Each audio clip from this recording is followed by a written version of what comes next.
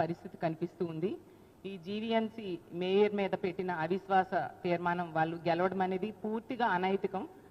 ఎంత ఘోరం అంటే మా పార్టీ కార్పొరేటర్స్ మీద సామదాన భేద దండోపాయాలు ఉపయోగించి చాలా దారుణంగా వాళ్ళకి ప్రలోభాలకు గురి చేసి భయపెట్టి ఈ విధంగా గెలవడం అనేది నిజంగా ప్రజాస్వామ్యాన్ని ఈ కూటమిలో ఉన్న వాళ్ళు కూనీ చేశారు.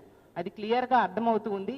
మా పార్టీ గుర్తు మీద గెలిచి ఆ పార్టీలోకి వెళ్ళిన కార్పొరేటర్స్, వాళ్ళకి అవిశ్వాసానికి మద్దతు ప్రకటించిన కార్పొరేటర్స్ మాత్రం నేను ఒకటే చెప్తున్నాను, మీరు మిమ్మల్ని చూసి ఈ విశాఖపట్నం గెలిపించిన ప్రజలు ఈరోజు నవ్వుకుంటున్నారు. ఇలాంటి వాళ్ళకి గెలిపించామని బాధపడుతూ ఉండే పరిస్థితి తీసుకొచ్చారు మీరు.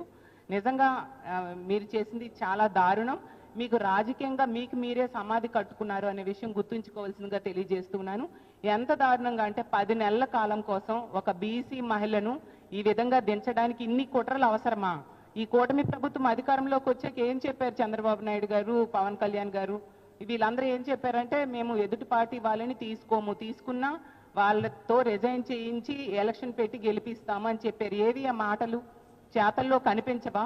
నిజంగా దమ్ము ధైర్యం ఉంటే ఈ 27 మంది కార్పొరేటర్స్ని తీసుకుంటే మా పార్టీకి రాజీనామా చేయడమే కాకుండా కార్పొరేటర్స్గా కూడా రాజీనామా చేసి ప్రజల దగ్గరికి వెళ్ళి గెలిచి అప్పుడు వాళ్ళకి మద్దతు తెలియజేసుకుంటే బాగుండేది కదా.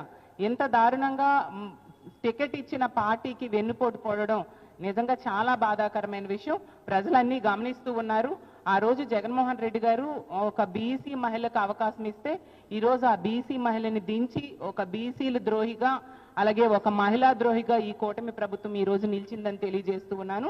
ఖచ్చితంగా ఎవరు ఎన్ని కుట్రలు కుతంత్రాలు పనినా కూడా మా వైఎస్ఆర్ కాంగ్రెస్ పార్టీ ఎప్పుడు కూడా ప్రజల తరపున నిలబడే పార్టీ. అధికారంలో ఉన్నా అధికారంలో లేకపోయినా కూడా ప్రజల అండతో ప్రజల తరపున పోరాటం చేస్తూ వాళ్ళకు మద్దతుగా నిలిచే పార్టీ. మీరు ఇలాంటివి ఎన్ని చేసినా కూడా మీకు ఎన్నికల్లో 164 సీట్లు ఇచ్చారు ప్రజలు. ఇంకా మీకు సరిపోదా? ఇంకా ఎవరు ప్రశ్నిస్తే వాళ్ళందరినీ కూడా లాక్కోవడానికి ప్రయత్నించడం ఎంతవరకు సమంజసం? ప్రజలన్నీ గమనిస్తూ ఉన్నారు. రానున్న రోజుల్లో మీకు బుద్ధి చెప్పడానికి ప్రజలు సిద్ధంగా ఉన్నారని తెలియజేస్తూ ఉన్నాను. మేము విప్ జారీ చేశాము. ఖచ్చితంగా వీళ్ళకి పనిష్మెంట్ అనేది ఉంటుందని తెలియజేస్తూ